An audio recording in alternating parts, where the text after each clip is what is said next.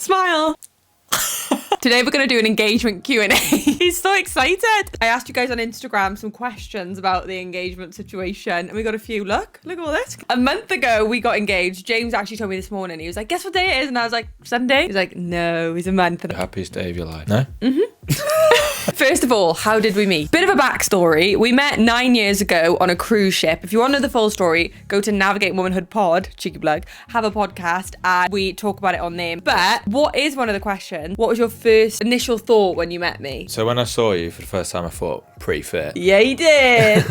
And then when I met you first time, I just thought you were absolutely mental because you spent the whole night basically punching me while you were talking to me. She was hammered. Let me defend myself. Absolutely smashed. Okay. Right, my side of the story. Basically, we were on this cruise ship and there was only one seat left and it was next to him. I had a few too many gin and tonics. And when I do that, I just end up going like this. When I talk, I go, ha. My first impression was I text my friend and I said, oh my God, Zac Efron's on the cruise ship. Love you, but like you don't look like Zac Efron. I only saw the back of his head and that was my first impression. Yeah, but hang on. You also text your mate saying I had too much of a big forehead. No, small forehead. Small forehead, sorry. Yeah. I suppose I'd rather a small one than a big one. Yeah. Oh, really?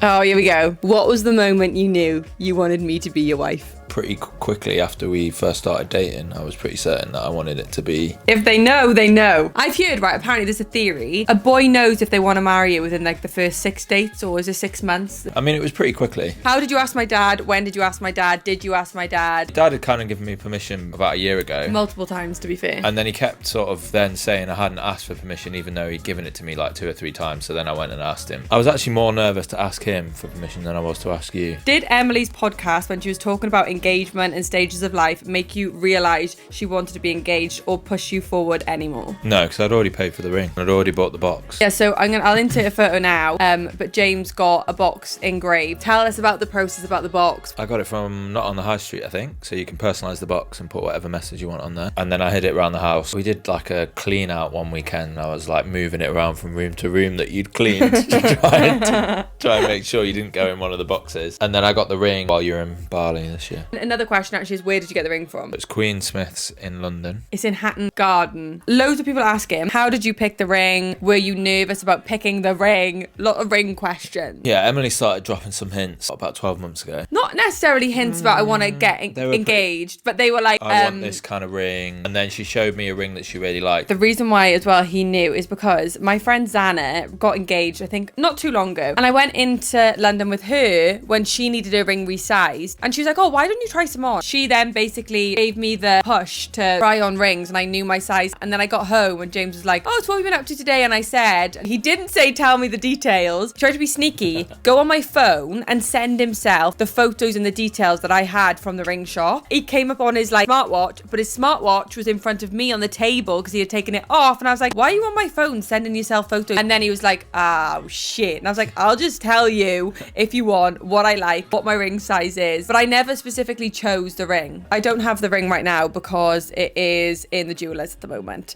but I'll put something on the screen somewhere. How did James pick when he wanted to propose? I wanted to do it out of the country. I didn't want to have the ring for too long. I literally picked the ring up 2 days before we flew to Madeira, but Emily is so bad at letting me just plan things. Kind of loosely planned where in Madeira, how in Madeira. To be fair, like if we go away, I like to plan where we eat, where we go, especially if it's a hiking trip, because it was a hiking, exploring trip. But it was the perfect trip to do because you weren't expecting it on that trip. True, I wasn't expecting it on that trip, no. I don't think anyone was. Well, that leads us on nicely to the next question, which is, how did you do it? So I'm going to let James lead this story, but I'm going to jump in. Guys, James did just attempt to tell the start of the story.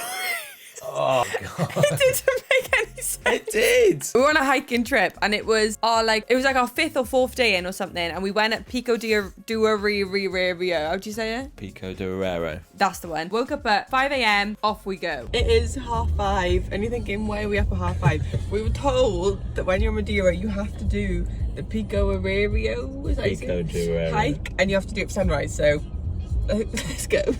So we drove there in the dark, parked up, we walked up to the peak, waited for sunrise. Emily decided she wanted to get a better photo, so she went in front of me, and I decided it would be a good idea to try and get a photo of her in front of me with the Insert ring. photo here. And I actually turned around and I said, James, how long do you think this sunrise is going to take? And then as I turned around, like he said, I could see that he was holding something. And I was like, shit. And then I was like, do I say to him, what is it? Do I say, oh, is that a box? Do I say anything? I just kept my mouth shut. We just carried on walking for an hour and a Plus, half. there's like hundreds of people sat around waiting for sunrise. Emily had always said she didn't want many people there. No audience, please. And that she didn't want me down on one knee. No, so I didn't say it was that. quite heavily suggested that you didn't want that. Thought of someone getting down on one knee makes me feel so uncomfy. I've matured a bit now, so I wouldn't have minded, but I wouldn't change it. So I bottled it at sunrise. We did a bit of the hike, came back. So I kind of left it long enough that I thought that she was kind of second guessing what she'd seen. But then as we got back towards closer to the car park or the viewing point, I wanted to go and see some of the other viewing points, see if it was quieter. No, you wanted to see them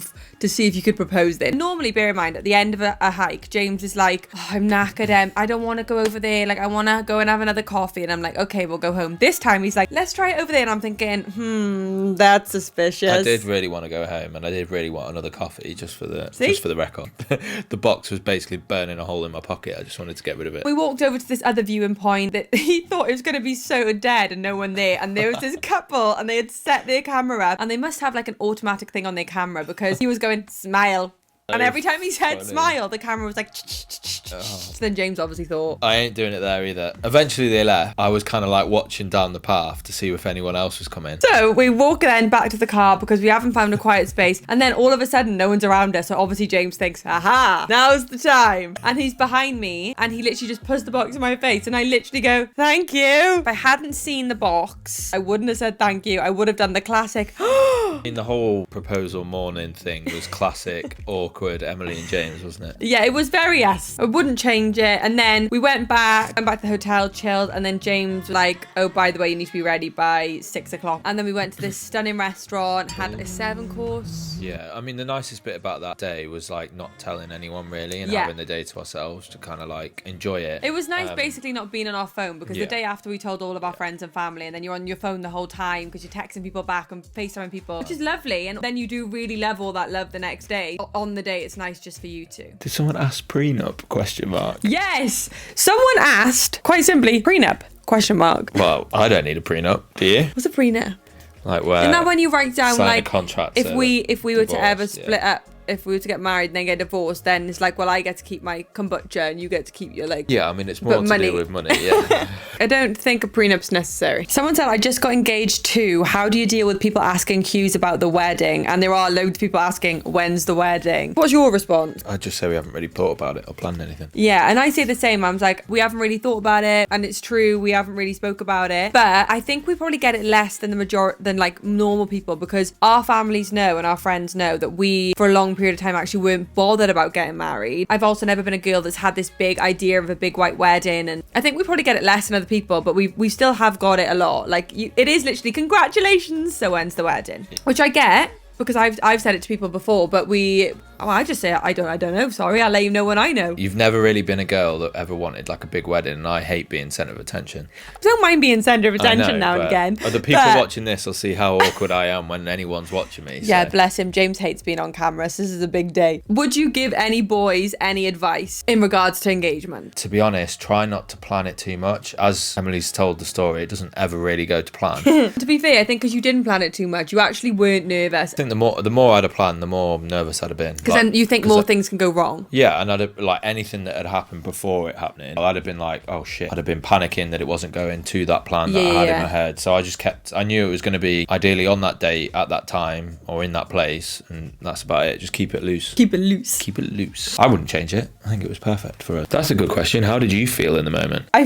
don't know. Luckiest girl to be alive. Over the moon. In the moment. Christmas came early. Get that mic out of my face. Obviously that day was lovely, that night was lovely, but for me, and I think for both of us, it was more as the engagement went on, the more it felt real and the like happier we were. The longer it went on, the more content we were. Yeah, because at first it was quite hard as well because like my grandpa passed away last year and that was a lot for me to deal with. Did dig the grief back up. Hello, editing Emily here. I really didn't explain this very well, but what I was trying to say is everybody was saying to us, are you in your love bubble, you on cloud 9? And while we were so happy and so content and everything like that, because my grandpa had passed away, I didn't feel exactly how I thought I would feel straight away because everybody was saying like you should feel super happy and overjoyed and tears of happiness. And I just felt a bit empty and a bit lost and a bit sad, I guess, that, oh, I should be feeling this way and I don't, I feel this way. I just want to say to everybody, there's so many expectations of how you should feel, but how you feel in that moment or how you feel in progress or anything like that is absolutely fine. This is your moment, your time, your life. Basically, don't feel guilty for any feeling. Don't feel guilty about it. We all process emotions differently. And I also just want to say, I feel like in this video, me and James come across like, we got engaged.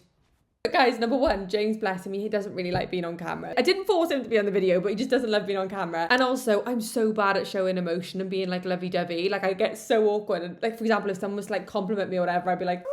Anyway, back to the video. Before we go, what would be your ideal wedding? Quick fire. On holiday somewhere, small like number of people, family only. And I have no idea. I think what you want now, once you start thinking about it and looking at dresses or whatever you're doing, I think it's going to change. I actually think you'll be one of these people that kind of runs away with you. Oh, well, and I think, stay tuned to find out, boys and girls. Subscribe for wedding dress content. Goodbye.